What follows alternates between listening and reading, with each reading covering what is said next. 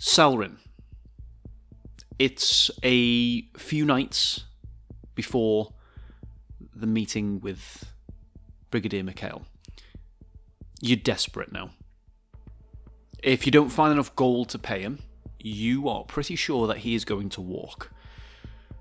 You've sent out ones and twos over the last few weeks to ask questions about where Vita found the money to pay for mercenaries. But the whole city's been pretty busy and resources are tight. You asked what people you could to do one final push, and you uncover 3 unlikely leads. Rowena tells you that her people on the street have heard a rumour about one of Vita's secret spy masters holding out somewhere in the slums. A civil servant, hoping to get his ration upgraded, has told you of a secret room in the palace that he once saw Vita enter, and one of the Moonshields, frustrated and exhausted, basically suggests that the merchants might know something. But of course, it's a shame they've all gone, right? I mean, except for Kiani. These, of course, are not the first clues that you've received, and everything else that you've chased up to this point has been a dead end. Either a rumour without merit, or a path closed by Vita's endless cunning. These might not be the first clues, but they could well be the last. It's getting late. With it being late, Salryn's tired as well, and also she's had enough of interrogating people for nothing, so to not get anywhere. So tomorrow Salryn can deal with that. So she decides to ask the civil servant to show her where the room was that Vita entered. The young man leads you down into the cellar. It's a dim, dusty room filled with empty wine bottles, ale casks, and whiskey barrels. He points to a dogleg corner in the shadows. I saw her go back there.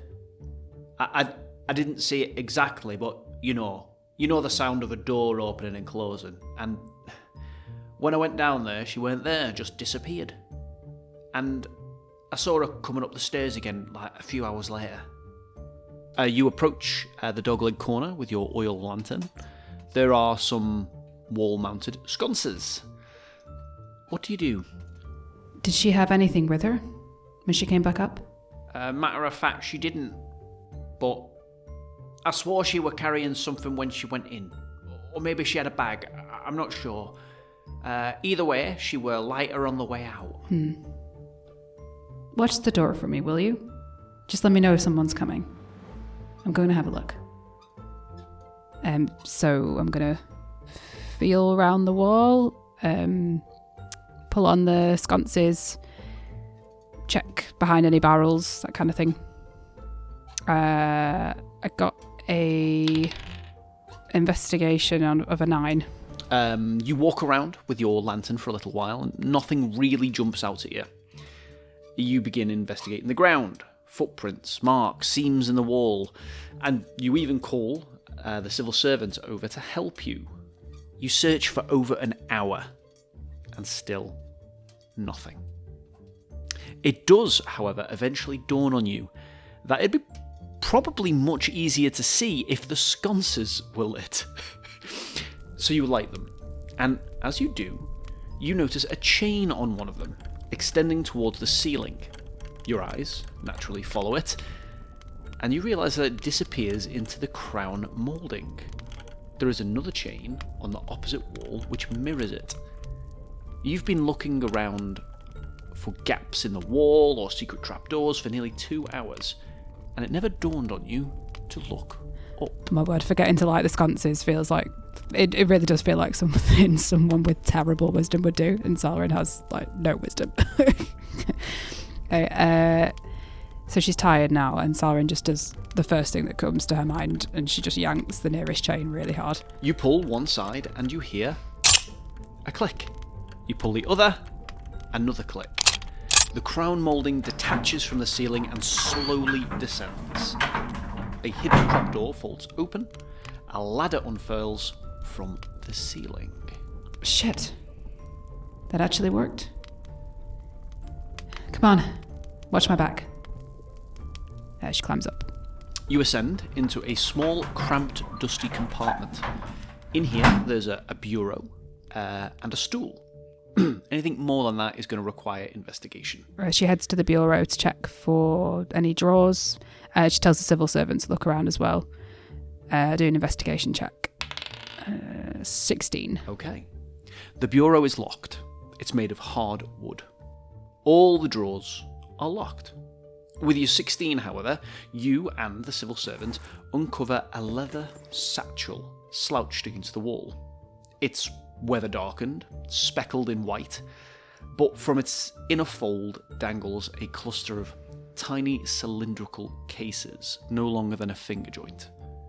Inside the satchel, you also find 2 gold pieces and a dirty feather. You can try to force the drawers open or fetch a locksmith. Locksmith, probably going to take an hour. That is, assuming they aren't all conscripted into your forces and otherwise busy. Yeah, she's really impatient now, so she tries to pry it open. Is that a straight strength check? Yeah.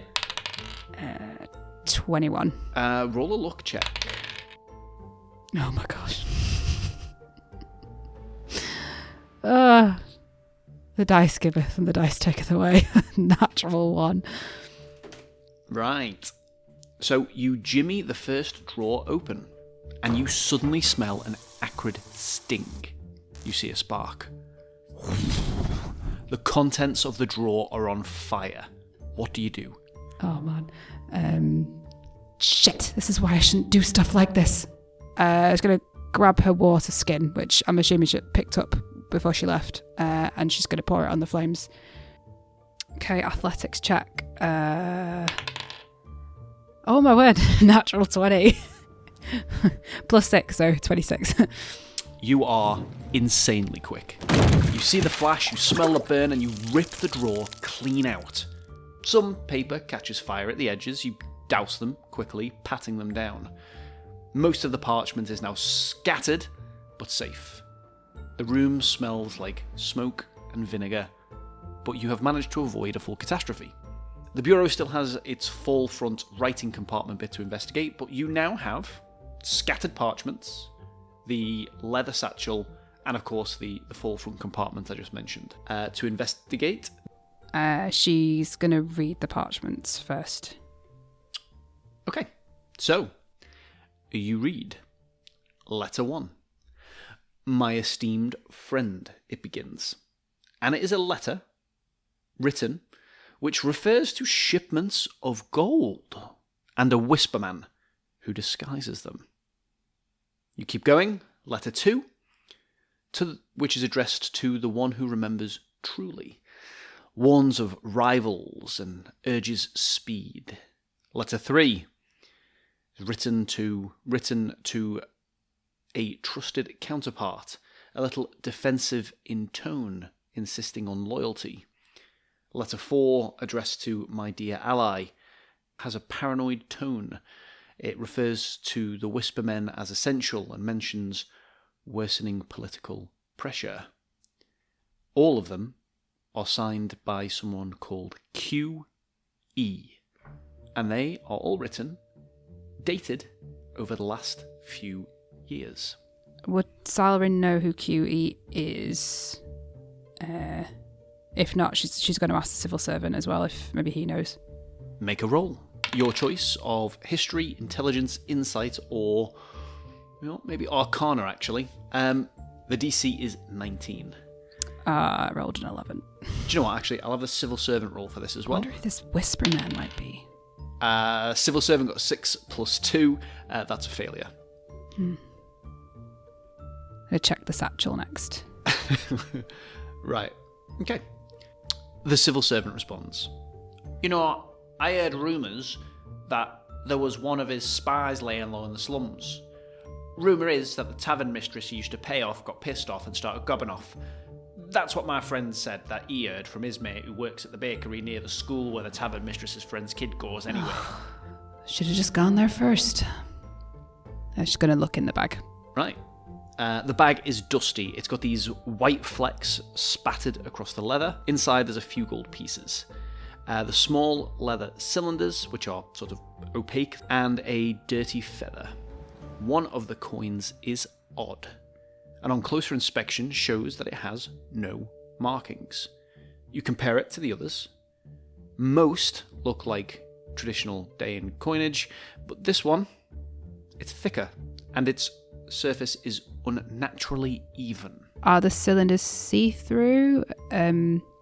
Or is there anything on the bureau that looks like a coin slot? The cylinders are made of brown leather. They're opaque, and no, there is not there's not a coin slot. Though that would have been a fun idea. Oh, damn. Okay. Is there anything else that these objects might reveal, or should I don't know. I might just try and break into the rest of the bureau. Nothing further without a dedicated int or wisdom check. Or you can try to force the forefront open. Honestly, it feels in character right now for Salryn to just try and hack it open. Like, she's so tired and she's really frustrated. This whole thing has just been irritating. She's going to hack it open with her sword. Actually, kind of rage. Go for it. Awesome. How many attacks are you going to roll? Okay.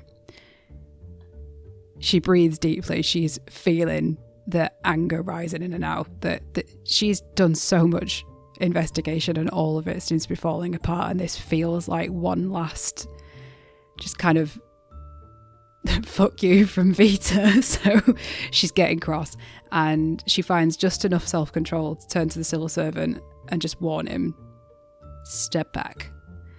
She unsheathes her weapon and she lets out this just enraged roar, and then just swings the bureau while just cursing it out like, you fucking piece of shit. Well, she's just going for it. I'm going to roll for an attack against a bureau. I'm going to nat 20. What is going on today? Nat 20. Right. Okay. So you wail on hits it every time. You wail on it for a solid 18 seconds. And just for context, we're gonna wait 18 seconds just so people have got an idea of how long this goes on for.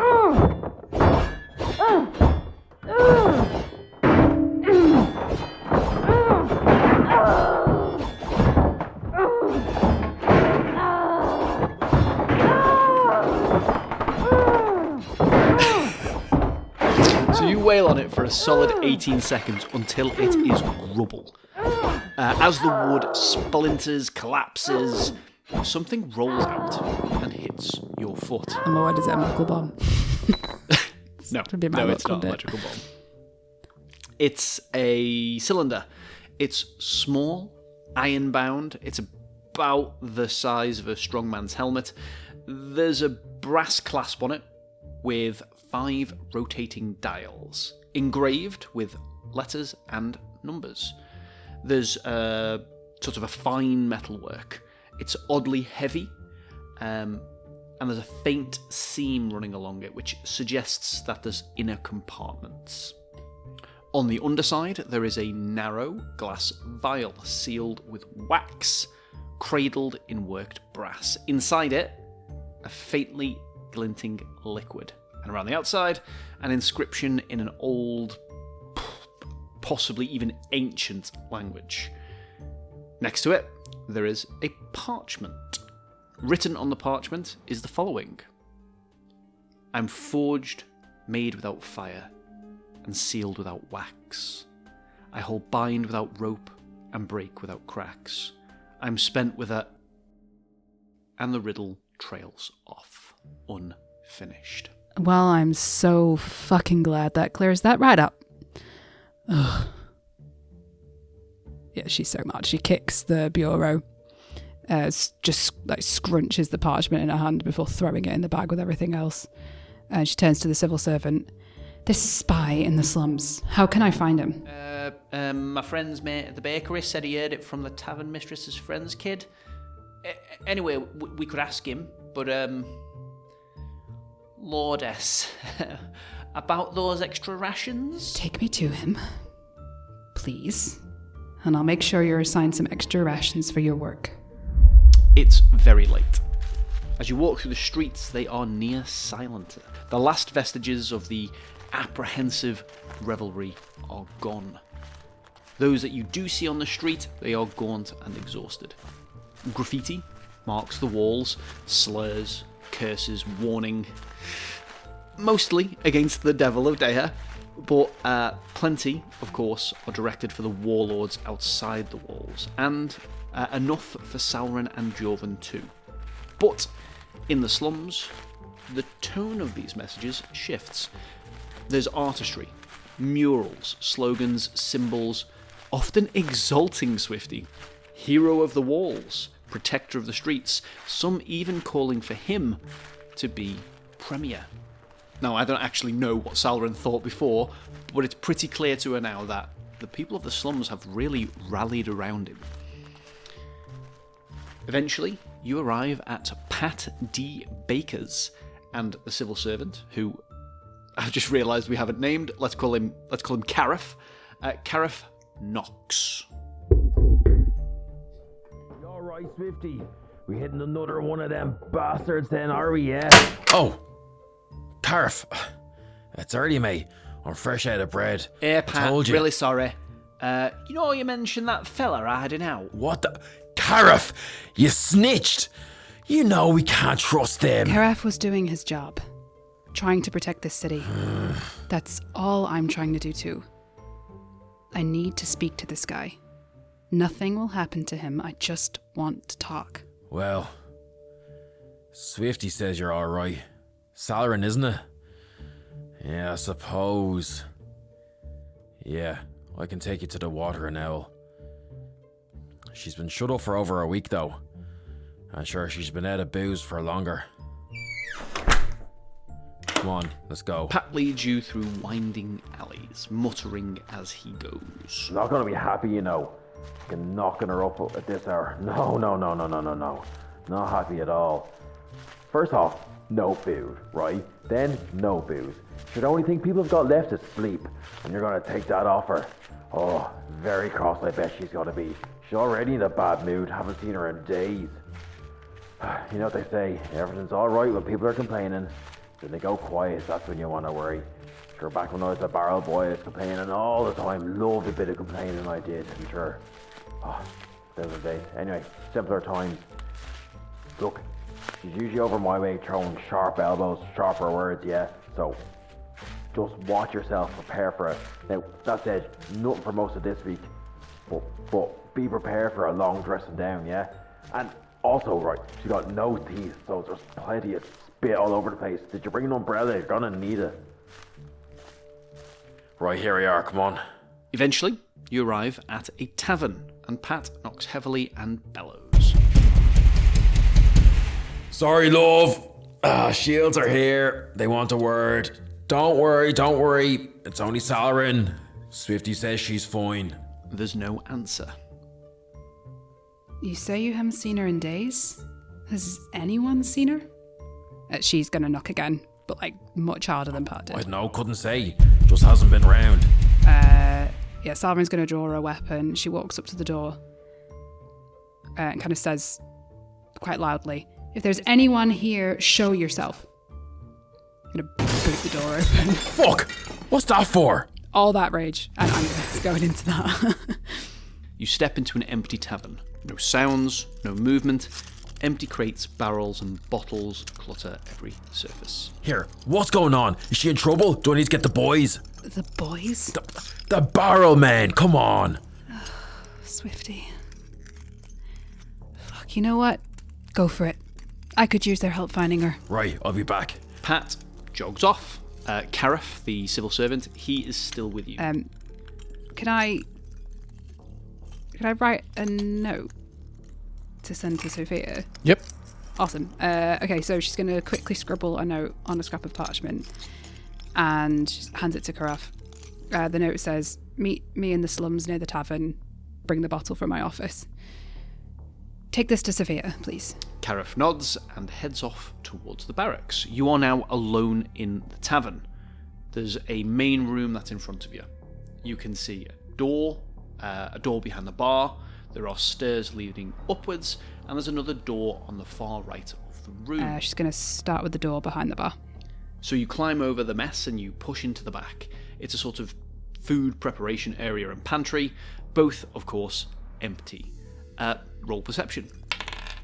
11. Okay. Nothing out of place, nothing stands out. Okay, she's going to go to the door on the far right of the main room. Okay. It opens onto the back alley. There are yet more crates and barrels piled up, and you notice a curious rat trap. Oh my word, is that like my third one? I got another nat 20. Okay. But with your nat 20, you do notice something. This trap isn't to kill rats. You can tell that it's meant to keep them alive. You assume probably for food. You also spot that the ground dips as it approaches a far wall, funneling runoff into a narrow path. It ends at a set of steep stone steps under the building. She's going to follow the slope towards the stairs. Okay. So you descend the stone steps to a heavy wooden door. In the grime, you can see two sets of footprints, one large and old, and one smaller and fresher.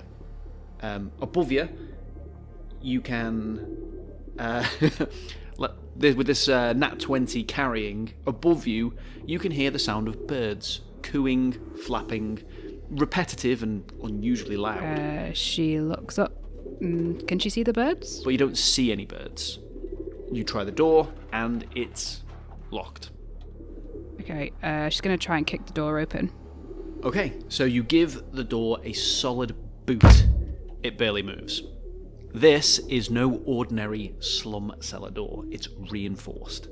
It's got an AC of 19, 72 HP. So you are going to need multiple DC 25 you're going to need multiple DC 25 strength checks, or a series of sustained attacks. Yeah, she just kind of gives just a frustrated, fuck's sake, gives the door another boot, and then turns and heads upstairs. Okay, fair enough. Yeah, you move upstairs to what you discover are the sort of living quarters, and there are 3 rooms here. 2 are open. They're sort of basic, with single beds with hay mattresses in them, a piss pot and a basin. The 3rd room sits slightly raised. It's kind of like up half a level on this floor, and the door is shut. Just gonna kick the closed door open. Okay, bang! The door flies open, and inside is a lived-in bedroom. It's sort of modestly decorated, but cleaner than the rest of the tavern. In this room, you spot a wooden plate with rat bones and a large bird carcass. Too large for your average street pigeon, you'd probably guess. There's also a small dresser made of repurposed crates, and on the dresser there is a large, very worn, leather-bound journal. She's going to go straight to the dresser and open the journal. Okay, so you have a look through this journal. I think she's going to properly read the final entry, but then also just kind of skim through the book. To do that, I got a 12 on investigation, just to see if anything jumps out at her. The early pages are a bit of a mess. They're sort of just scattered thoughts, rants, lists. But you notice that as the siege sets in, the writer turns to the journal more frequently in a more sort of organised fashion. The entries become a little bit longer, but they also become more fearful, hungrier, and angrier. You reach the final entry. With a skim and a scan through with a 12, you find no mention of QE or any mention of Whisperman. But, of course, you turn to this final entry, and the final entry is furious. It reads, "Her quiet guest. Not worth it. I'm starving. Might eat his stupid birds. Kick him out. Bet he's not starving down there, is he? Probably sat on special rations, plotting, scheming. Well, we'll see how happy he is when he's answering to the devil of Daya." Doesn't take you long to connect the dots. Whoever this guest was, they're likely still here. Okay. She's going to leave the journal for now and search the room a bit more thoroughly. She's going to open the dresser and the storage box and see what she can find. Okay, so in the storage box, you find a set of 5 keys, iron and brass. You find also a few sets of basic clothing, an empty bottle, probably once held potato wine based on the smell, a small bundle of letters as well, which are sort of bound with twine. A cursory view of these identifies these as the tavern mistress's son, who is away fighting in the Dayan army. In the dresser, there's a sort of makeshift makeup kit, which is largely made up of ash and chalk dust, charcoal, soot, and honestly what looks like dried spit, which has been used as a sort of binding paste. It's crude, it's cheap, but clearly something the mistress used to maintain herself. Clearly this was somebody who had a little bit of pride in their appearance, perhaps. You check the room's corners. They're neat, tidy. It's modestly cared for. So you've been investigating this house now for a solid 20 minutes when you hear the sound of feet approaching. Through the window, you can see that Pat is returning with 2 other men. One of them has significant facial injuries. Behind them, at a little bit of a distance, you also spot Caraf, that civil servant, and Sophia. And you can hear their voices from below. Did he really get his barrel stuck in the door? He did. Wasn't waiting around for him to get unstuck. And he flat out refused to get out the thing.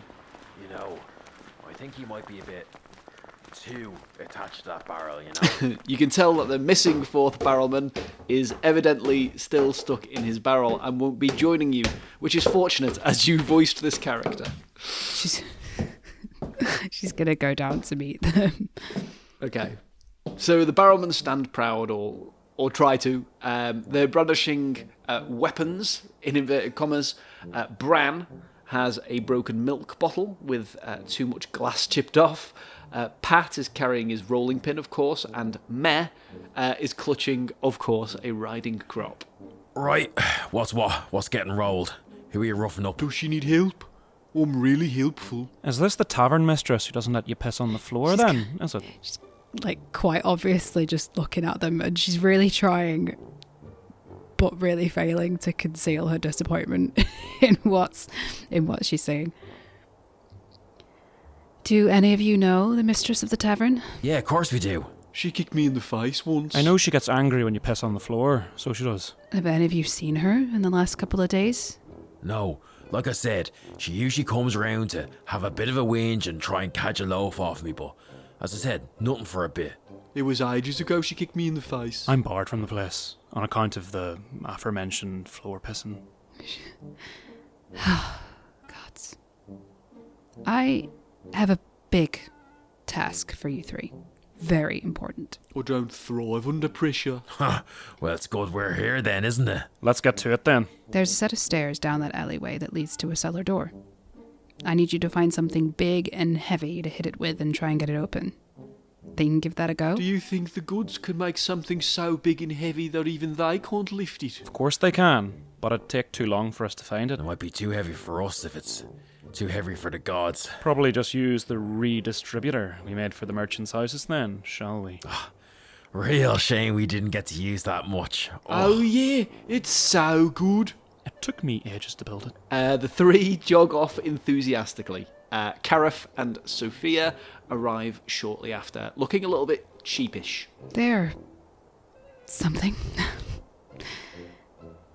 She's going to turn to Sophia and say, "Did you bring the booze? Don't worry, it's not for me, although I could do with a drink about now." Yeah, of course I did. What's this about? It's so late. I thought there'd been an attack or something. No, just a quick investigation turning into a whole thing. Follow me. I'm just going to lead them back into the tavern and clear a table of all the stuff that's on it, and she's going to lay out everything that she's found so far. So the satchel, the letters, parchment, the strange gold coin and the puzzle box, just kind of putting it all on the table out for everybody to see. And there's a door down an alleyway. It's very locked. Maybe some birds above it. The tavern mistress is either down there or missing or dead. Probably dead. I need to find this Whisper Man before this all goes to shit.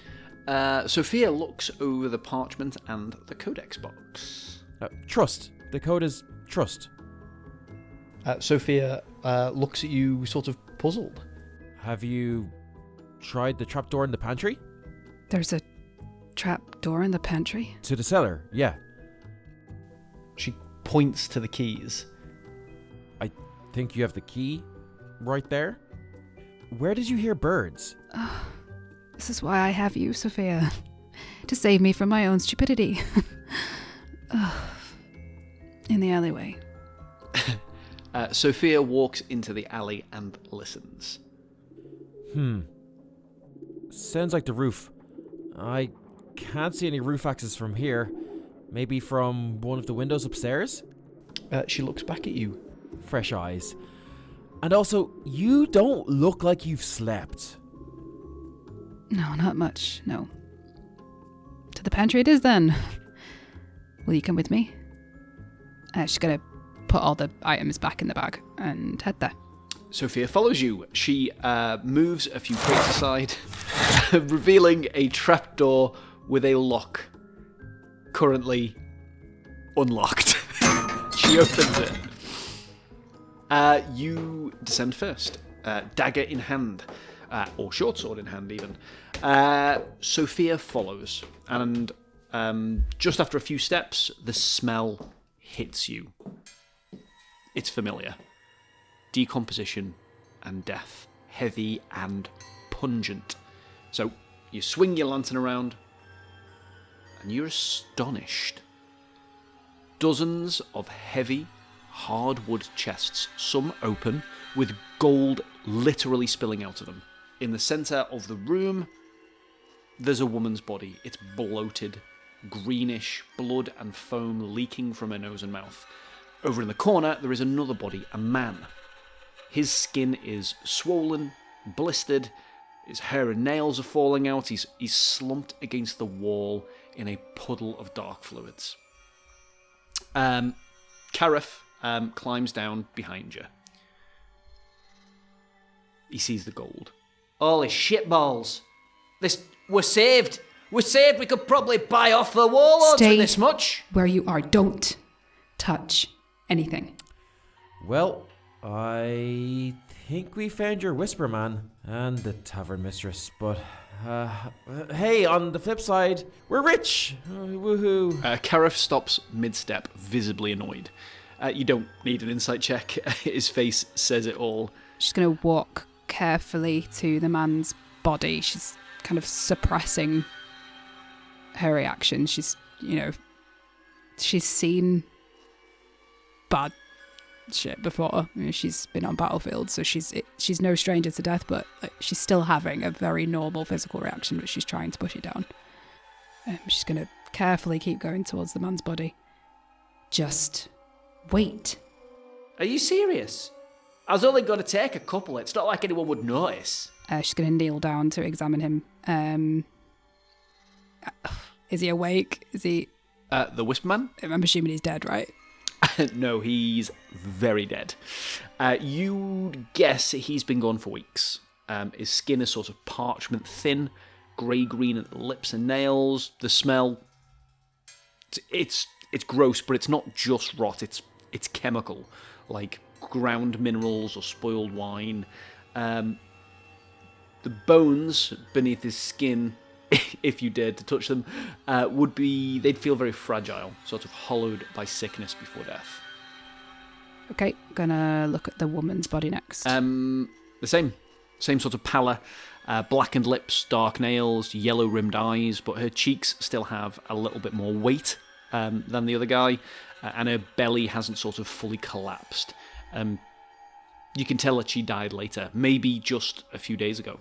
Can I do a medicine check to maybe try and get a little bit of information about how she might have died? Okay, 13. Right, okay. So there's no cuts, no blunt force trauma, no visible weapon wounds at all. Neither of these was killed by violence, it would appear. And with that check, you can confirm your suspicions. The man died first, possibly weeks ago. The woman died probably a few days ago, and there is no sign of struggle. Okay. Can I just do like a general investigation check just to look around to see if there's anything that might give me any more information about what happened here? Not necessarily their bodies, but like around them. Yep. Okay, let's go. I promise, I'm not making this up. Honest. I've got another natural 20. Right, okay. With an investigation check, you start to piece things together. You inspect the glittering coins spilling from the chests. So you pick one up, you rub it between your fingers, and it leaves a powdery smear. Sort of dulls the shine on it. And that same sharp smell hits you. It's not true gold, not gold at all. You examine more of the coins. Some of the coins bear the Dayan crest, but a few are, let's call them, wrong. One is thicker, its surface is too even, there's no mint stamp, no hallmark, and they all have this faint residue. You look between the coins and the corpses. Then you have a moment of memory, an old familiar trick.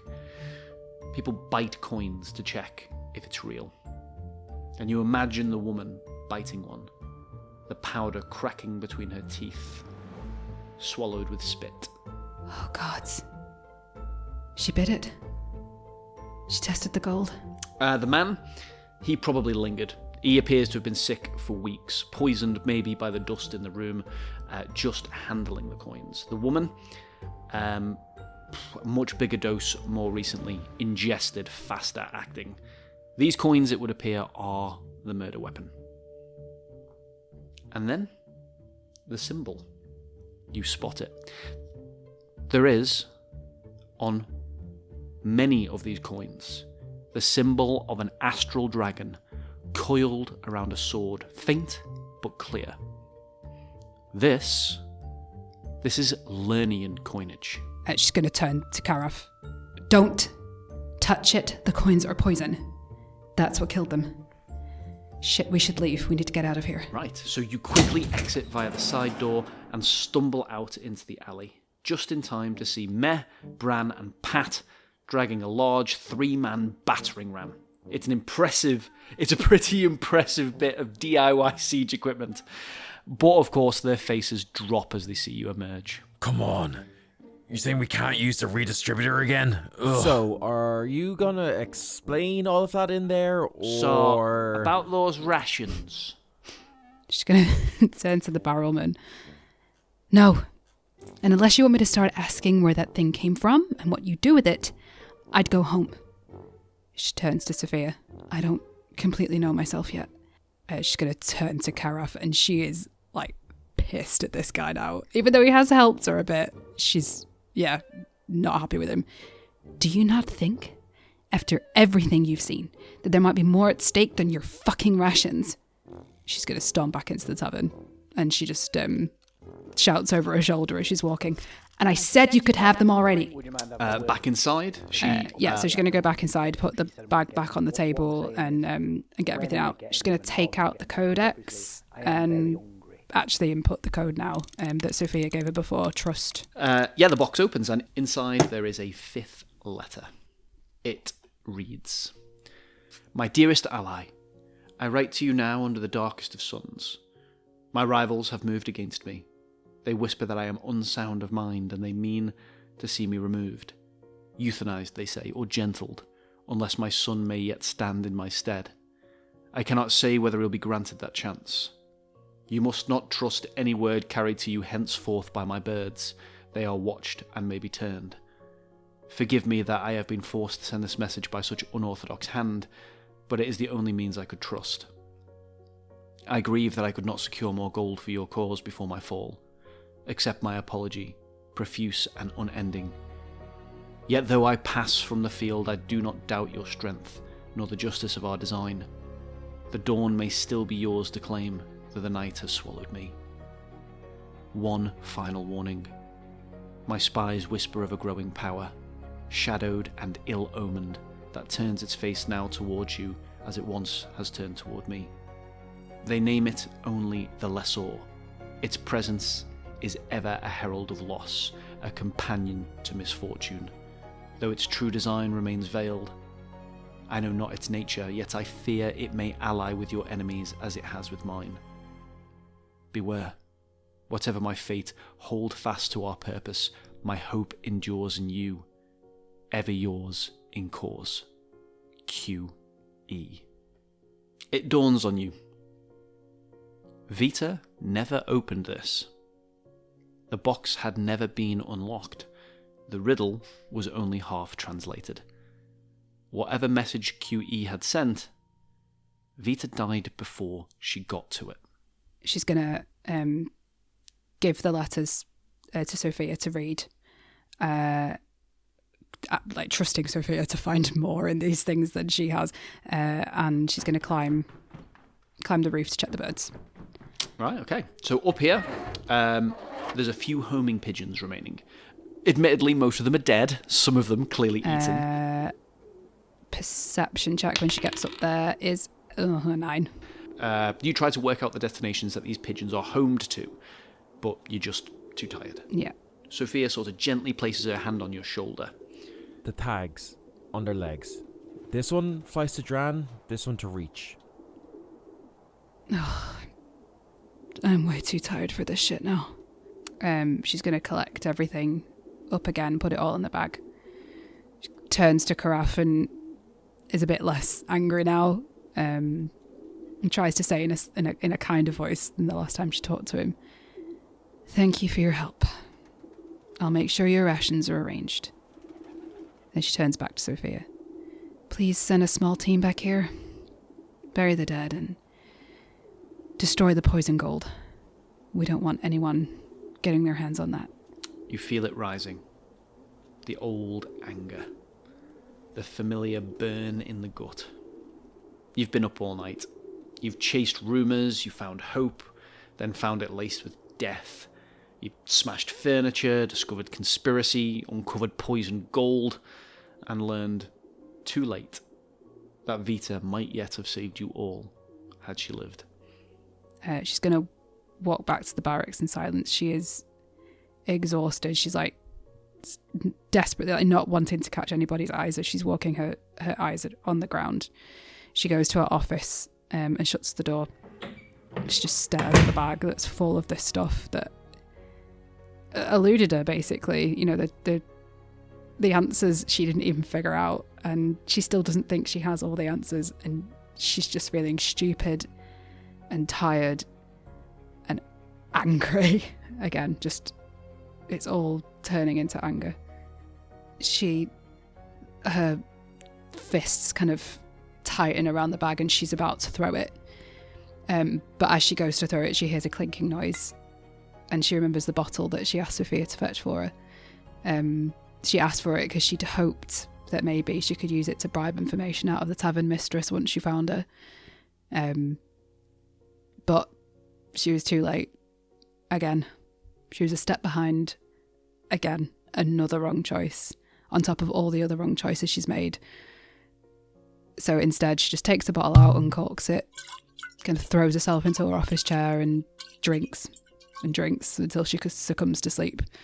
The darkness finally giving her peace from running the decision not to say Vita in her mind over and over again, which she's been doing, you know, multiple times a day since she's realised what a mistake it was. And she still seems to be paying for it as well.